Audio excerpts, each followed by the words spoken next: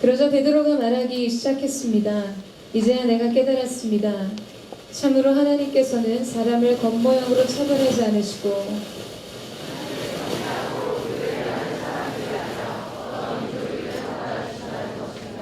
하나님께서 모든 것의 주이신 예수 그리스도를 통해 평화의 복음을 이스라엘 백성들에게 전해주실 것을 여러분도 잘 알 것입니다.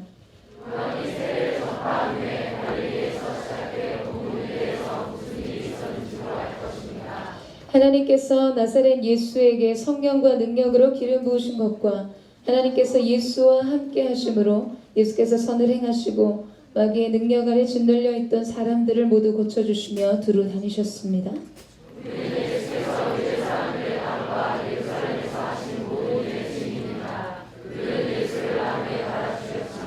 하나님께서는 3일째 되는 날 예수를 살리셔서 사람들에게 나타나게 하셨습니다.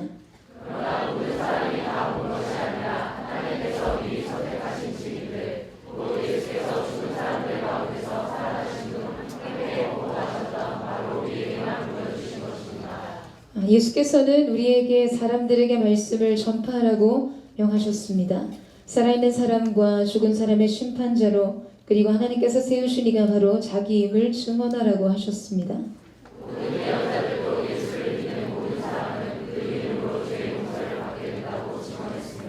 베드로가 이렇게 말하고 있을 때 말씀을 듣고 있던 모든 사람에게 성령이 내려왔습니다.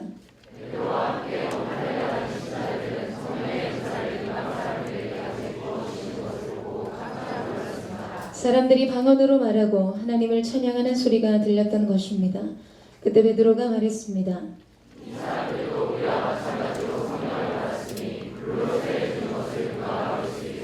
우리 함께 읽겠습니다. 그래서 베드로는 그들에게 예수 그리스도의 이름으로 세례를 받으라고 명했습니다. 그 후 그들은 베드로에게 자기들과 함께 며칠 더 머물다 갈 것을 간청했습니다. 할렐루야.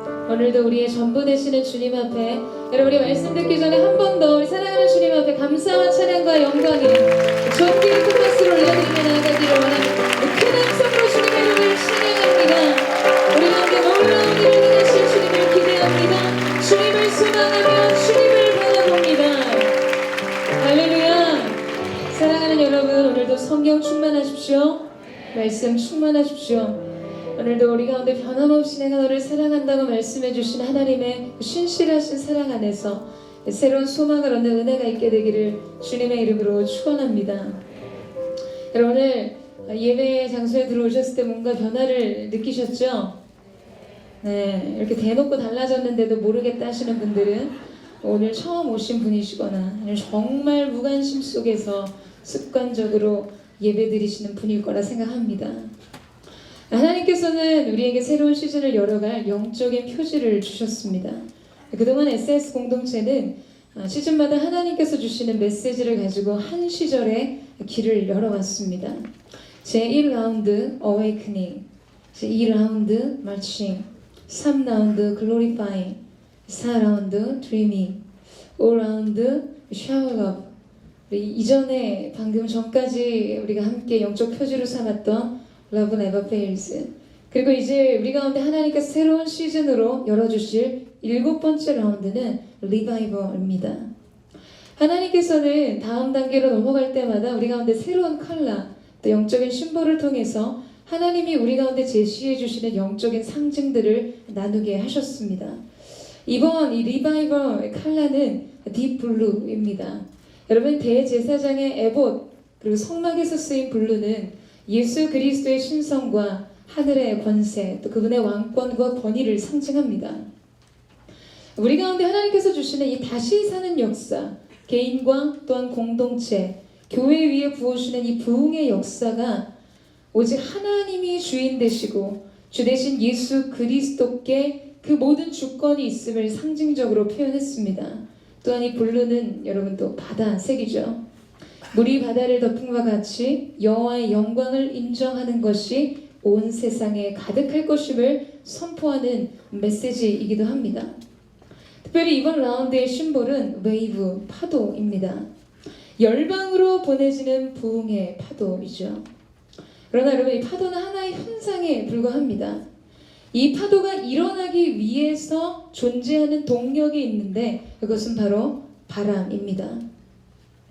앞으로 우리 안에 일어날, 그리고 여지껏 우리 가운데 일으키셨던 우리의 공동체와 이 땅의 모든 교회에 일어나게 될 이 부흥의 파도는 사람의 생각이나 기획이나 아이디어나 교회 안에 정착해 있는 여러 가지의 시스템에 의해서가 아니라는 것입니다.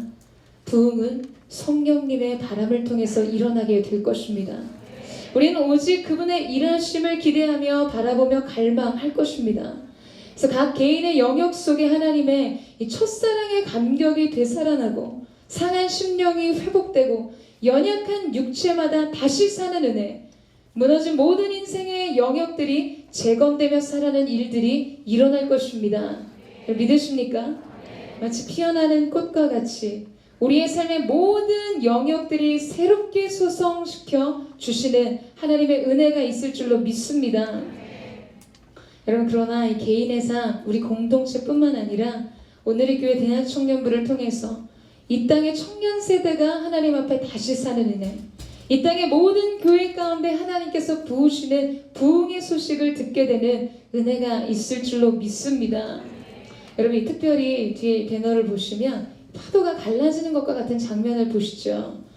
여러분, 인생의 홍해 앞에 또는 무너지지 않을 것 같은 장벽 앞에 서 계신 여러분들, 성령께서 여러분의 인생 가운데 기름 부어주심으로 열려질 것 같지 않았던, 감춰져 있던 숨겨진 길들이 여러분 앞에 놓여지고 하나님께서 그 길을 믿음으로 걷게 하시는 은혜가 있을 줄로 믿습니다. 믿으십니까?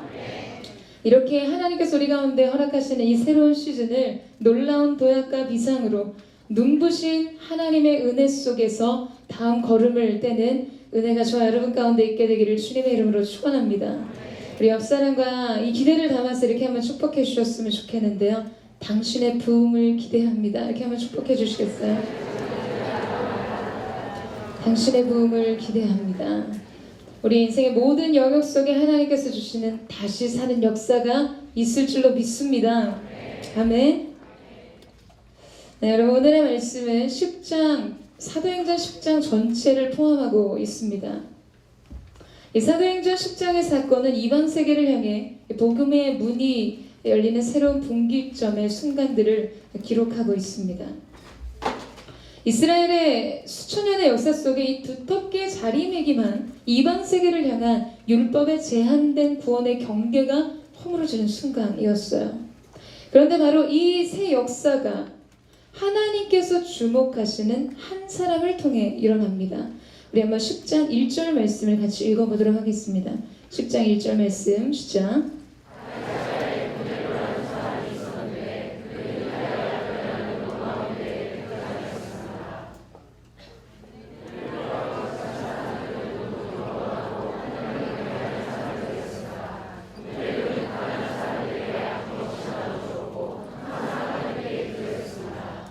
여러분, 이 고넬료가 있었던 가이사라는 헤롯 대왕이 10년간 걸쳐서 건설한 인공 항구 도시이자 로마 식민지 당시 유대의 수도, 이거 로마 총독 관저가 있었던 곳입니다.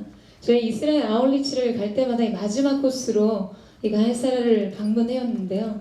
굉장히 매우 아름다운 곳입니다. 바로 이곳에 로마에서 파병 근무를 나온 백부장 고넬료가 있었다라고 이야기를 해주죠. 그는 로마인 장교였습니다. 근데 그러한 고넬료를 소개하고 설명하면서 성경은 오늘 우리 가운데 그와 그의 온 집이 모두 경건하고 하나님을 경외하는 사람이었다라고 말해줍니다. 여러분, 사실 참 기이한 일이죠. 당시 세계를 제패하고 있었던 로마는 이런 모든 것에서 화려함을 자랑하고 막강한 힘과 능력을 가진 나라였습니다. 철학과 문화와 모든 것, 국력과 모든 것을 비롯해서 팍스 로마나라는 이야기가 있죠. 세계 평화는 로마로부터, 세계의 중심에 있었던 로마. 여러분, 그 로마에는 다양한 신들이 있었습니다. 아주 화려하고 막강한 힘과 능력을 가진 것처럼 숭배되었던 신들이 존재했죠. 반면에 유대인들의 신은, 여러분, 로마인들의 시각 속에서, 그들의 관점 속에서는 자기 백성을 자주 독립시켜 줄 수 없는, 자기 백성을 해방시켜주지 못할 뿐만 아니라 그들의 인생 속에 계속되었던 가난의 문제를 해결해주지 못하는 아주 무력한 신으로 보였을 것입니다.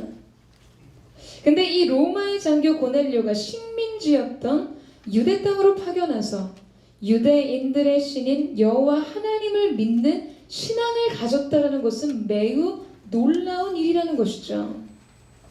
오늘 말씀 속에서는 분명 기록하고 있지는 않지만 여러분, 고넬료에게는 어떠한 큰 계기가 있었을 것입니다. 우리가 사설을 읽고 글을 읽을 때 이 행간에 숨겨진 의미와 사건을 보라라는 이야기가 있는데요. 말씀 속에 기록되어 있지 않지만 고넬료와 그의 가문이 하나님을 경외하고 하나님을 믿는 믿음 안에 세워졌다. 오늘 그의 가정과 그의 인생이 하나님을 믿는 믿음 안에 세워지기 위해서 존재해야만 했던 영적인 일련의 사건들이 있었을 것이라는 것입니다. 그럴 만한 영적인 이슈가 있었을 거라는 사실이죠. 그것이 아주 강렬한 사건일 수도 있고 이렇게 체감되고 의식되지 않지만 너무나 자연스럽게 잔잔하게 그 믿음의 자리까지 나왔는지도 모릅니다. 여러분, 그러나 분명한 것은 하나님께서 그 일을 하셨다는 것이에요. 여러분, 오늘 우리를 보세요. 우리가 오늘 이 자리에 어떻게 있을까요?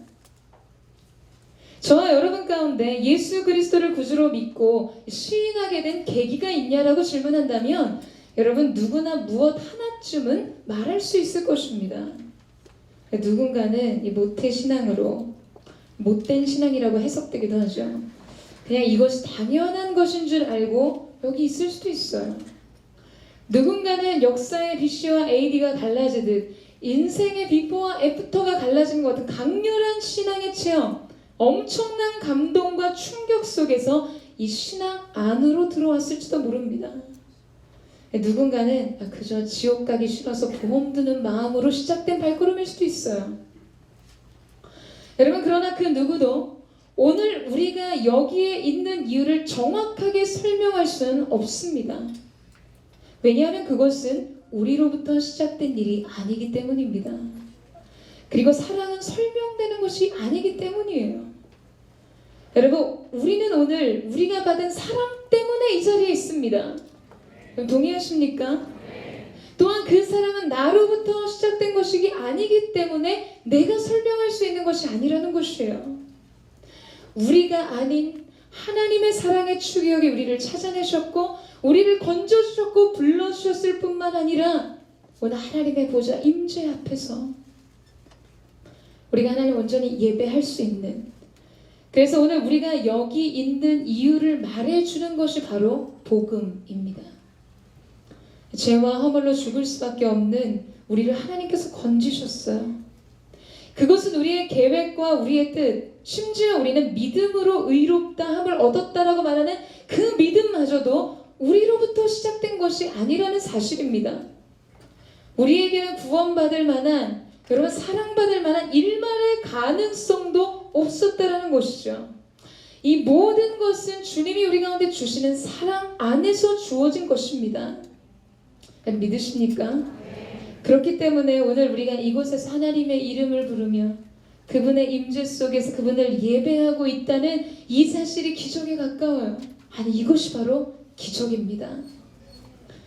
여러분, 로마서 9장 16절 말씀에 보면 그런즉 원하는 자로 말미암도 아니요 다른 박질하는 자로 말미암도 아니요 오직 긍휼히 여기시는 하나님으로 말미암느니라. 아멘. 여러분, 이것이 우리의 인생의 고백인 것입니다. 오늘 우리는 하나님의 사랑의 추경, 그 사랑이 우리를 선택하시고 주목하신 일들의 결과라는 거예요. 오늘의 우리는 오직 그 사랑 안에서만 설명될 수 있다는 사실입니다. 제가 지난 명절에 조카를 데리고 밖에 나가서 물방울 놀이를 한 적이 있었습니다. 얼마나 좋아하는지 물방울을 손에 쥐려고 뛰어다니면서 막 카르르 웃는 그 모습이 너무 사랑스럽더라고요. 조금 있으니까 저희 어머님이 나오셨어요. 한참 조카가 놀아주고 있는데 핸드폰을 가져다가 동영상을 찍기 시작하셨습니다. 근데 무슨 거의 영화 한 편의 분량을 찍으시더라고요. 이제 밥때가 돼서 집으로 돌아와서 식사를 하다가 문득 아까 찍은 그 영상이 생각이 나서 어머니 폰에서 동영상을 재생시켰습니다. 여러분 그런데 정말 헛웃음이 나더라고요. 분명히 저기 나도 있었을 건데 없어요. 나와도 완전 반토막이에요. 어쩌다 잡히면 순식간에 지나갑니다. 그냥 온통 제한인 거예요. 마음속에 진짜 나도 자식인데 이런 생각이 들더라고요. 해외 선교 열흘씩 갔다 들어와도 차에서 내릴 때 잠깐 공항에 마중 나갔다 온 조카 이름 먼저 부릅니다. 진짜 뭐야 이런 생각이 들곤 해요. 여러분 사랑의 대상에 대한 집중력이 이와 같습니다. 온통 그만 보이는 것이에요. 갑자기 이렇게 적용하니까 조금 서러워지네요. 저도 물론 사랑하시겠지만 우선순위이겠죠. 그래도 서럽네요 말하고는. 여러분 놀라운 것은 중요한 것은 하나님께서 오늘 저와 여러분을 그렇게 주목하고 계신다는 사실이에요. 그렇게 집중하며 바라보고 있다는 사실입니다. 여러분 이것이 믿어지세요? 이 사실이 믿어지셔야 합니다. 이 사실의 믿음 속에서 우리의 평강이 잉태됩니다. 이 사실의 믿음 속에서 우리 인생의 소망이 잉태된다는 것이죠. 여러분 오늘 우리가 읽은 본문 속에서 베드로는 이야기합니다. 갈릴리로부터 시작된 그 복음을 그러나 모든 사람이 본 것이 아니라고 이야기해요. 미리 선택하신 증인들, 곧 예수께서 죽은 사람들 가운데서 살아나신 후 함께 먹고 마셨던 바로 우리에게만 보여주셨습니다. 여러분 이스라엘에 그렇게 수많은 사람들이 있었는데 미리 사랑으로 선택하신 사람들, 그 사람들에게만 자신을 보이셨다라는 거예요. 여러분 바로 이것이 선택받은 사람들의 은혜입니다. 여러분 오늘도 온 세계의 인구가 몇 억만 명인지 알 수 없어요. 그렇게 수많은 사람들이 있는데 하나님이 오늘 저와 여러분을 선택하셨고 부르셨을 뿐만 아니라 바로 저와 여러분을 향한 지대한 관심과 사랑을 가지고 계신다라는 거예요.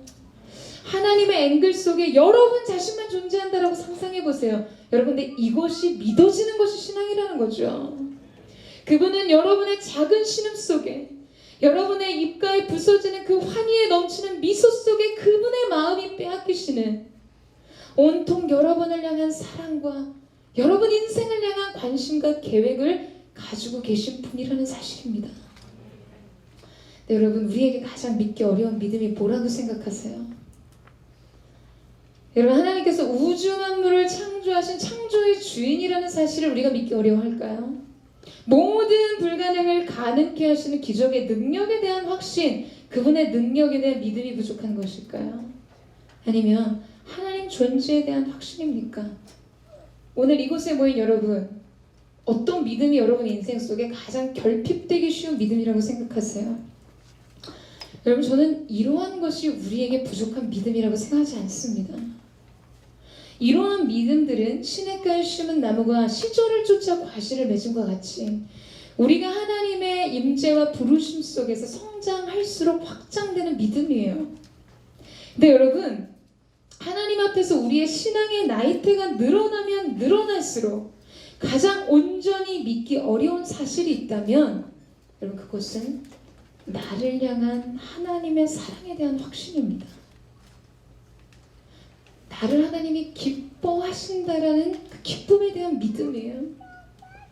이스바냐의 고백처럼 하나님께서 나를 잠잠히 사랑하시고 나로 인해 즐거이 부르며 기뻐하신다라는 그 확신, 그 사실에 대한 온전한 믿음과 신뢰를 갖는 것이 가장 어렵습니다.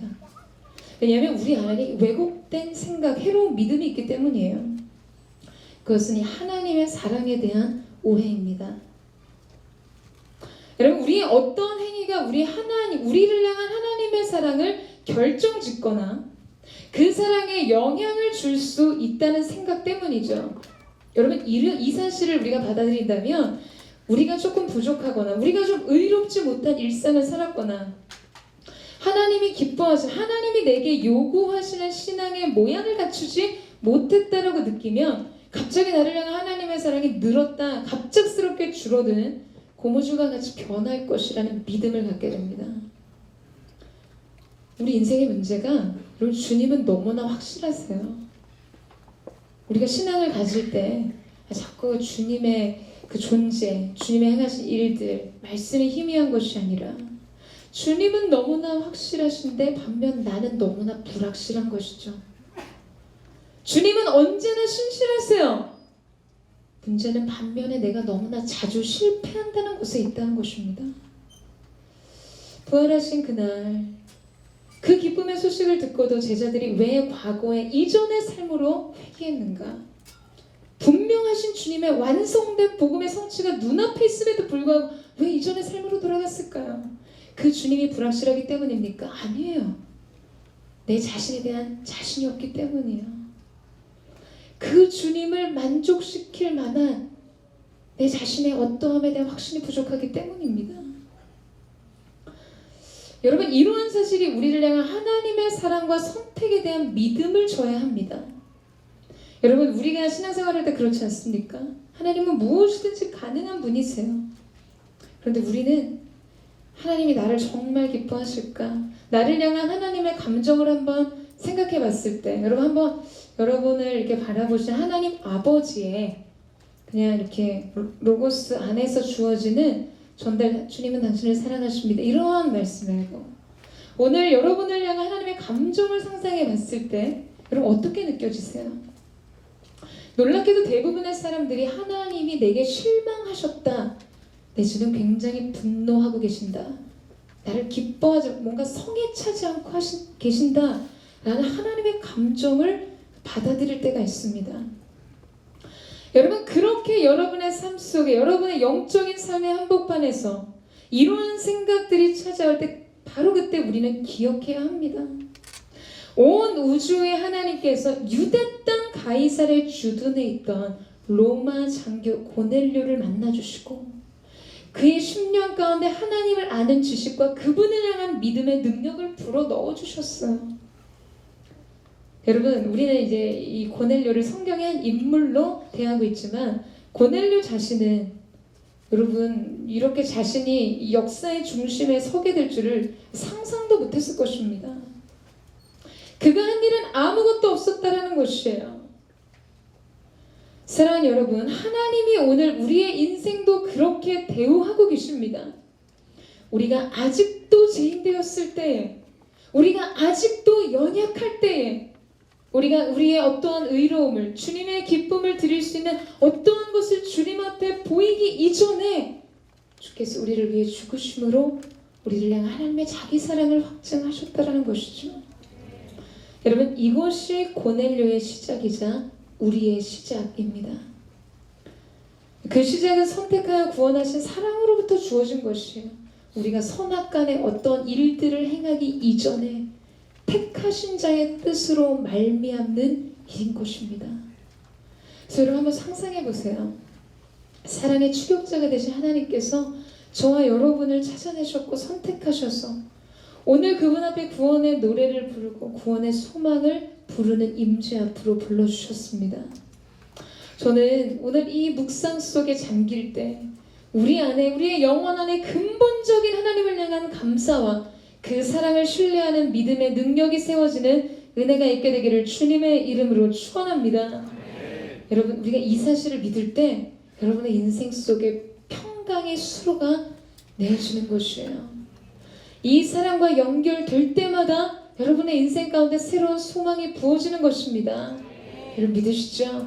그 사랑을 신뢰하십시오. 그 사랑은 결코 변할 수 없는, 변하지 않는 영원하신 사랑이십니다. 그 은혜가 저 여러분 가운데 있게 되기를 주님의 이름으로 축원합니다. 우리 옆에 사람에 이렇게 한번 축복해 주셨으면 좋겠는데요. 하나님의 사랑이 당신을 지키실 것입니다.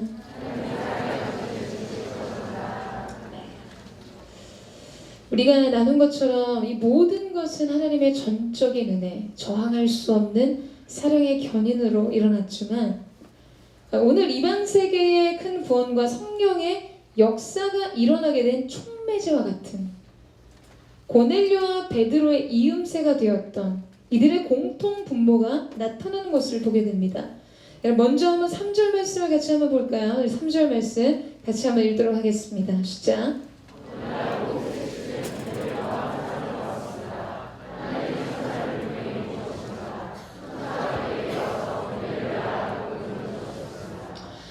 대부분 중요한 사건의 일지를 우리가 기록한다면 중요하게 남기는 것이 무엇일까요? 그것은 날짜이겠죠. 여러분 일기 쓰실 때 시간 쓰세요? 여러분 디테일하셔서 시간 다 기록하시죠. 우리 어린 시절 날씨 맑은 거 이런 거 쓰게 했지만 여러분 이 구절에서 지금 날짜는 어느 날이라는 이 불분명한 기록들로 남겨져 있는데 오히려 그에 반해서 시간에 대해서는 굉장히 분명한 기준을 보여줍니다. 오후 3시라는 거예요. 이 시간이 우리 가운데 보여주는 단서는 무엇인가? 여러분 오후 3시는 유대인들이 성전을 향해 드리는 기도의 시간입니다. 그래서 이스라엘의 초대교회의 첫 번째 기적의 사건들 예루살렘으로 올라가는 베드로, 기도하러 올라가는 3시 그 기도의 시간 속에 일어나게 됐죠. 고넬료가 오후 3시 환상을 통해 천사를 만나게 된 것은 지금 그의 기도의 생활이 어떠했음을 우리 가운데 보여주고 있는 것입니다. 여러분 그는 로마 군대 장교였어요. 그런 그가 일정한 시간을 구별해서 하나님 앞에 기도하는 시간으로 드리고 있었다는 사실을 우리 가운데 보여주고 있다는 것입니다. 지금 그는 그의 삶 속에 하나님과 함께하는 교제의 시간에 대한 우선순위를 갖고 있었던 사람이었어요. 자, 또 한 사람을 보겠습니다. 9절 말씀을 같이 한번 읽어보겠습니다. 9절 말씀 시작.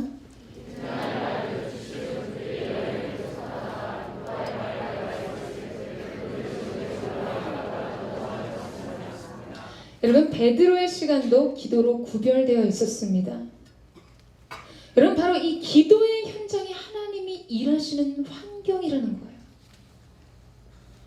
여러분 하나님의 사랑은 우리를 향해서 변함없지만 하나님이 우리 가운데 주시는 은혜와 축복은 늘 동일하지 않습니다. 하나님의 사랑은 상황과 환경에 제한을 받지 않지만 하나님의 일하심은 기도라는 환경을 필요로 한다는 것이죠. 고넬료도 기도하고 있었고 베드로도 기도하고 있었습니다. 바로 그때 시공을 초월해 역사하시는 성령께서 두 사람의 기도의 현장을 통해 일하고 계셨다는 거예요. 현대를 살아가는 크리스천들에게 이 기도의 시간을 구별하는 일은 쉽지 않다라고 핑계할 수 있겠죠. 그때 당시에 로마 장교였던 고넬료 오후 3시의 시간 또한 쉽지만은 않았을 것입니다. 우리는 매 순간 주님과 교제한다는 명목하에 차를 타고 가면서 기도하기도 하고 업무 시간 중에 기도하기도 하고 여러분 물론 이것도 귀한 일이지만 그것은 우선순위를 드리는 기도는 아닙니다. 기도로 구별된 시간은 아니라는 것이죠. 차를 타고 가는 김에 남는 여유 시간에 기도하는 것이지 기도하기 위해서 그 시간이 구별된 것은 아니라는 것입니다. 별책 부록인 거예요. 설거지하면서 기도합니다. 얘가 좋지 않나요? 설거지하는 일이 거의 없으시죠? 뭔가를 하면서 기도해요. 귀한 것이지만 그 시간의 우선순위는 설거지하는 것이지 기도가 아니라는 거예요. 이런 형태의 기도 시간이 삶의 주를 이룬다면 여러분 하나님께서 우리의 인생 속에 일하시는 그 계획 역시 차선책으로 주어진다 한들 우리가 무슨 말을 할 수 있겠습니까? 잠깐만 기다려봐. 나 여기 좀 급한 거 먼저 하고 너 나한테 2번째로 기도했잖아. 하나님, 우리 하나님이 그런 분이시라는 왜곡된 이것을 제가 전달하는 게 아니라 주님이 이렇게 하신다 한들 우리가 무슨 말을 하겠냐는 거예요. 내가 저를 사랑한즉 저가 나를 사랑한즉 저는 나의 사랑을 입을 것이고 다윗의 인생이 존귀해질 수 있었던 이유에 대해 성경 기록하죠. 그가 하나님을 존귀히 여겼기 때문에 하나님 그 인생을 존귀히 대우하셨어요. 여러분 연인을 만날 때 상상이라도 해보세요. 연인을 만날 때 그 사람을 만나는 시간을 따로 안 가져요. 그냥 이래요. 밥 먹는 김에 만나서 얘기하자. 회사 가는 길에 얼굴이나 보자. 교회 가는 김에 같이 예배 드릴래? 여러분 그렇게라도 만나고 싶은 마음이야 귀하지만 네? 정말 쫓기는 일정한 어떤 시즌에 그런다면 귀하지만 그런 시간이 만남의 전부가 된다면 여러분 기쁘시겠습니까? 우리 헤어져. 오래 가기 힘들어요. 나는 그 사람에게 우선순위가 아니기 때문이죠. 그렇지 않으세요, 여러분? 제가 지지난주죠. 12월 2015년도를 보내면서 12월 마지막 주 예배 드리면서 제가 예배 MC에게 단에 올라오면서 그랬어요. 오늘은 기도 간단히 할 거야. 선교 그룹에서 VIP 전도 대상자 6분이 계셨기 때문에 오늘 그렇게 불 끄고 그렇게 안 할 거야 하고 단에 올라왔어요. 그런데 우리 하나님 앞에 최고의 감사를 올려드리는 기도를 드리겠습니다. 기도하는데 제가 저 마음 깊은 뜨거운 게 막 올라오는 거예요. 이게 하나님 앞에 드리는 기도의 최고, 감사의 최고입니까? 이제 불 끄고 주여 삼창하고 단 밑으로 내려가서 회개하십시오. 제가 여러분 훈련을 잘못 시켰습니다. 그런 이야기를 했죠. 우리가 하나님으로부터 얻고자 하는 은혜와 축복은 언제나 최상급, A급, 가장 존귀하고 가장 귀한 것을 얻고자 하면서 내가 하나님 앞에 드리는 것에서 있어서는 여러분 우리 인생이 너무나 인색하다는 것이에요. 내가 필요한 시간에 내가 준비된 환경 속에서 예배할 때 주님 나를 만나주려 갈망하지만 내가 준비 안 되고 내가 하고 싶은 일 하고 있고 나의 만족을 따라가는 일상의 흐름 속에서 주님이 나 너와 교제하고 싶다. 말씀 안에서 나를 만나지 않겠니? 주님 저 지금 굉장히 바쁩니다. 그것이 우리 아닙니까 여러분? 여러분 삶이 예배이고 예배가 곧 삶이 되어야 하겠지만 분명 그 시간 속에서 우리는 우선순위를 하나님 앞에 드리는 예배자가 되어야 할 것입니다. 하나님을 교제하고 그분의 얼굴을 구하는 기도의 시간들이 하나님 앞에 구별되어지는 여러분 시간의 우선순위를 하나님 앞에 드리십시오. 구별된 시간의 기도의 자리로 나아가세요. 우리가 이 시간에 아멘 한 만큼 우리의 인생 속에서 하나님 앞에 구별되어 드려지는 우선순위, 기도의 시간으로 구별된 영역들이 세워지는 은혜가 있게 되기를 주님의 이름으로 축원합니다. 그래서 인생의 모든 삶의 터전이 하나님께서 일하시기 위한 기도의 환경이 조성되는 거예요. 말씀에 그러시잖아요. 나는 이 일들을 내게 행할 것이지만 그래도 너는 나에게 기도해야 할 것이다. 왜냐하면 하나님은 기도를 통해 일하시기 때문입니다. 수천 년의 역사 속에서 하나님께서 행하시는 모든 역사의 한복판에서 하나님은 그분의 일을 하실 때 하나님의 사람들을 준비시키고 기도시키셨어요. 그 기도를 통해 일하셨던 것이죠.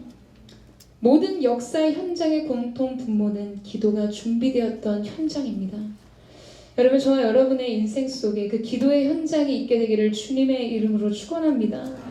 주님의 이름으로 축복합니다. 우리의 삶의 수준은 우리의 기도의 수준이 될 것이에요. 여러분, 여러분의 기도가 여러분의 인생의 크기를 결정한 은혜가 있을 줄로 믿습니다. 기도를 통해 인생의 세계가 확장되어지는 여러분의 모든 지경이 확장되어지는 은혜가 있게 되기를 주님의 이름으로 축복합니다. 자, 우리 이제 14절에서 15절 말씀을 함께 읽겠습니다. 14절에서 15절 말씀 시작.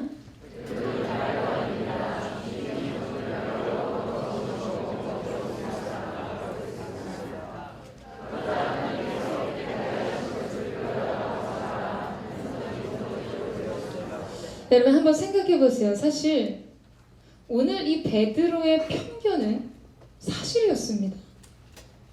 율법의 음식법 중에서 부정한 것으로 분류되어서 먹지 않았던 것들이었어요. 그리고 오늘 본문 속에서 이 부정한 것은 이방인들을 상징적으로 보여줍니다. 수천 년 동안 쌓인 유대인들이 갖고 있었던 그들의 생각은 구원은 우리밖에 없다는 것이었어요. 하나님은 우리의 하나님이고 이방인들은 개나 짐승과 같다고 믿고 있었습니다. 그리고 그것에 근거하여 그들의 문화와 법, 가치관과 모든 생활이 형성되었기 때문에 여러분 유대인들에게 있어서 이 생각을 깨트린다는 것은 사실상 불가능했던 것이죠. 너무나 정확한 사실이었고 너무나 분명한 신앙이었기 때문입니다. 다른 사람이 아닌 하나님께서 그들 가운데 주신 법이었어요. 그런데 하나님께서 이제 이방인들에게도 구원이 있다고 복음에는 차별이 없다고 말씀하고 계시는 것입니다. 그렇다면 어느 순간은 사실, 어느 순간은 편견이 되고 어느 순간에는 구별됨이 어느 순간에는 차별이 되는 기준은 과연 무엇인가? 여러분, 그것은 때입니다. 흘러가는 이 크로노스의 시간이 아닌 하나님의 뜻의 성취가 담긴 카이로스가 열려지는 순간이죠.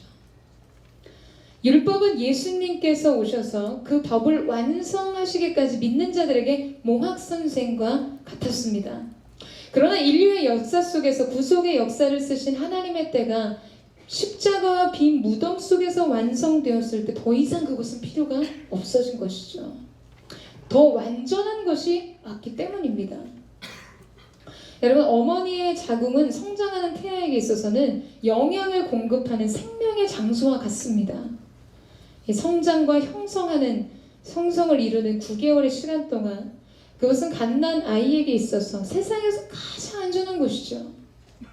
자궁은 태아가 필요로 하는 모든 것을 충족시켜주고 공급해주고 생의 다음 단계를 준비할 수 있게 만들어줍니다.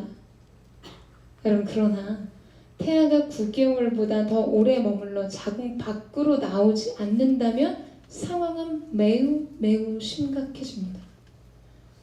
저도 되게 늦게 나와가지고 굉장히 어려웠다는 이야기를 들었어요. 여러분, 어제의 양육의 장소가 오늘의 무덤이 된다는 거예요. 생명의 장소가 죽음의 장소가 되고 맙니다. 이 모든 것을 결정하는 것은 하나님의 때라는 것이죠. 여러분, 우리의 삶 속에서 이렇게 하나님께서 일하시는 때에 대한 분별과 민감한 반응이 필요합니다. 때에 맞춘 전환이 필요하다는 것이에요. 어제는 분명 믿음이었지만 오늘은 나의 아집과 고집이 될 수 있습니다. 때를 따라 일하시는 하나님의 뜻을 알아야 한다는 것이죠. 여러분, 이것은 신실하지 않다거나 일관성 없는 괴팍한 즉흥성이 아니라는 거예요. 더 완전한 것을 얻는 단계로 나아가는 것입니다. 여러분, 우리의 비전도 마찬가지입니다. 하나님께서 저와 여러분 속에서 우리에게 비전의 그림을 주시고 그것을 하게 하세요. 그런데 어느 날 진로가 달라집니다. 삶의 현장 속에서 내게 요구되는 것이 내가 처음에 꿈꿨던, 내가 그렸던 비전과는 전혀 다른 방향으로 가요. 그러면 우리는 어제까지는 맞는 것이었는데 오늘은 다른 길, 다른 것이 돼 있는 것을 발견하고 당황할 때가 있어요. 그럼 내가 잘못 본 것인가? 그럼 내가 잘못 들은 것인가? 여러분, 아닙니다. 저는 사역자로 처음 헌신했을 때 하나님께서 제게 주신 비전은 선교단체를 세우고 선교센터를 세워서 세계 곳곳을 다니며 예배가 없는 곳에 예배를 세우고 선교하는 그림을 주셨어요. 제가 그때 나중에 이 선교센터를 짓고 그 사역단체 이름을 힐링 그레이스라고 하겠다라고 이름까지 지어주고 매일 그 이름을 위해서 기도했습니다. 늘 막 로고를 혼자 좋지도 않은 걸 그리면서 그렇게 이름을 지어두고 늘 기도했었어요. 상하고 상처받은 영혼을 위해서 예배를 통한 치유 회복의 사역을 꿈꿨습니다. 그래서 지금 온누리교회에서 목회한 지 10년입니다. 선교 사역 단체가 아니라 교회 안에서 선교 훈련을 받게 하셨어요. 그럼 여러분, 제가 그때 받은 비전이라는 것은 도대체 무엇일까요? 전 잘못 들었습니까? 잘못 본 것일까요? 그때 받은 그 비전과 그림은 틀린 것일까요? 아니라는 것이죠. 목회자로 사역을 시작하기 전까지 7년간 예배와 선교에 대한 꿈을 꾸며 저는 영적인 야성을 몸에 익히고 훈련을 받았다고 생각합니다. 성령님의 레슨, 개인 레슨을 받으며 훈련을 받았어요. 제가 한쪽으로 굳어지기 쉬운, 시작할 수 있는 그때 하나님께서 주님의 몸된 교회를 배우고 알고 섬기게 하셨습니다.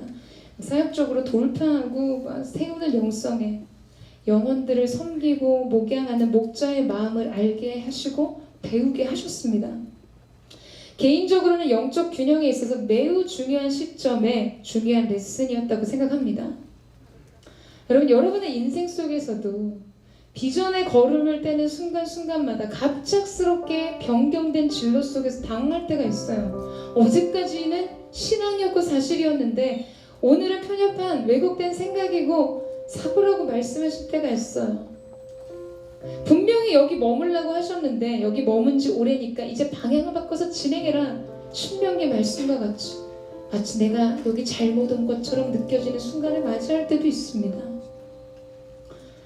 여러분, 그런데 정말 중요한 것이 우리는 이 오늘이라는 현재적 임재 안에서 하나님께서 우리의 인생을 어떻게 경영해 가시는지를 배우게 됩니다.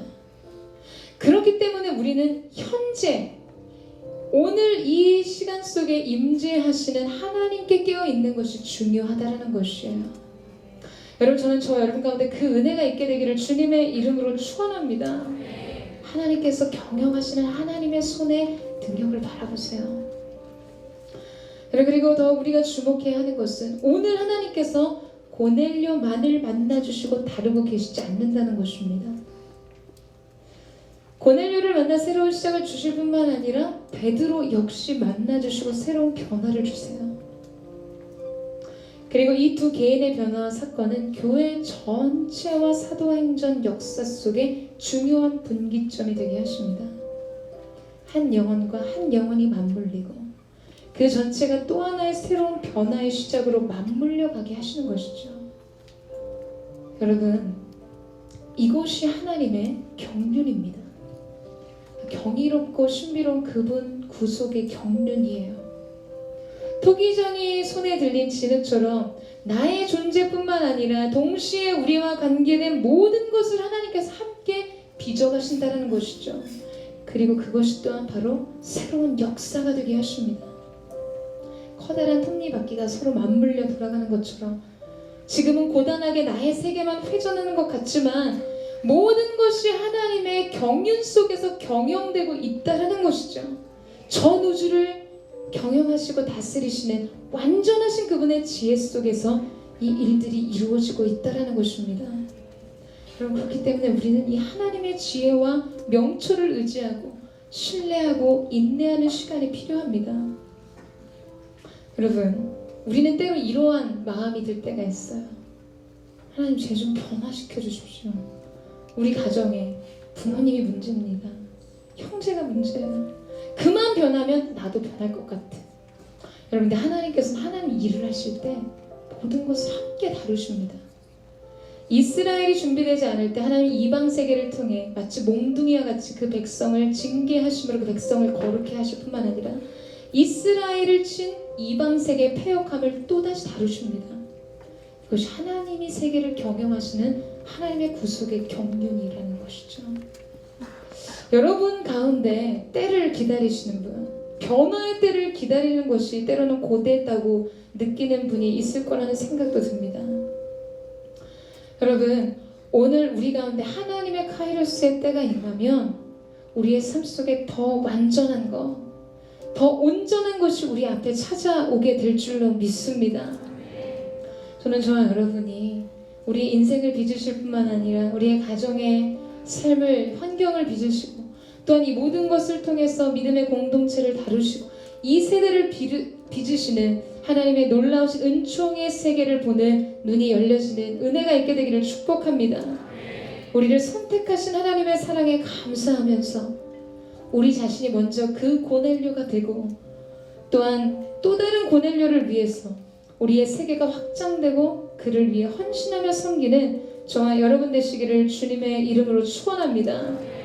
여러분, 어제까지 여러분이 하나님의 은혜 속에서 하나님의 말씀 속에서 어떠한 인생의 길을 갔든 오늘 현재적인 오늘 말씀하시는 하나님의 임재와 주님의 음성 속에서 새로운 세계가 열려질 때 여러분 순종하며 믿음으로 반응하며 그 길을 가게 되는 저와 여러분 되시기를 주님의 이름으로 축원합니다. 이 시간 함께 기도하며 찬양하며 주님의 보좌 앞에 함께 나아가기를 원합니다. 주님, 어제의 은혜로 오늘을 살지 않고 주님 내게 주셨던 과거의 말씀으로 오늘을 인내하지 않기를 원합니다.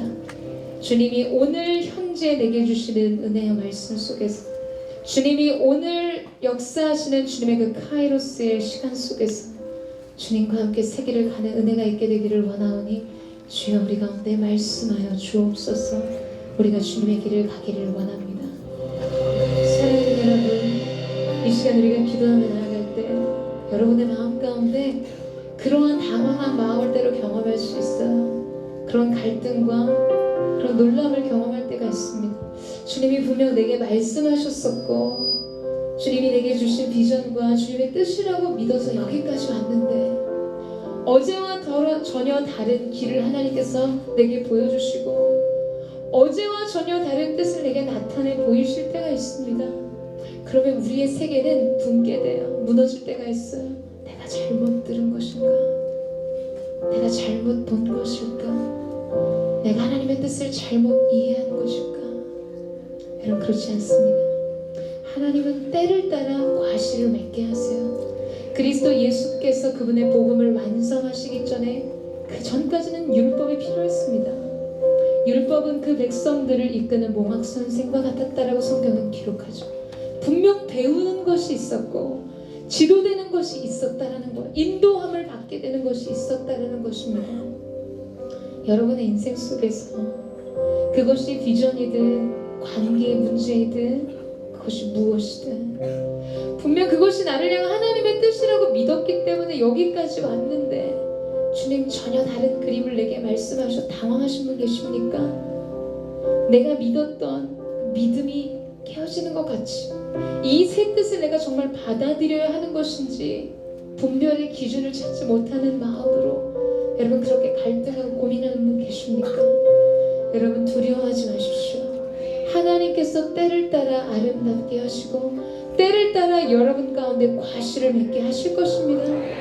하나님의 카이로스의 때에서 하나님은 하나님의 일을 여전히 이루어 가시게 될 것이에요. 여러분 그 믿음이 여러분 가운데 있게 되기를 원합니다. 두려움 없이 그 길을 가는 여러분 되시기를 주님의 이름으로 축원합니다. 여러분 이 시간에 그 믿음을 드리세요. 오늘 하나님의 현재적인 임재 속에서 하나님이 여러분의 인생 속에 새로 보여주시는 그림과 새로 열어주시는 관계와 새롭게 열어주시는 진로의 문들 앞에서 갈등하지 마십시오. 믿음으로 그 길을 가세요. 아 새로운 레슨이 시작되었구나. 새로운 파트가 시작되었구나. 하나님이 내게 인도하시는 새 길이 열렸구나. 여러분 두려워하지 마십시오. 믿음으로 그 길을 가면 우리는 어떠한 인생의 길을 가느냐가 중요합니다.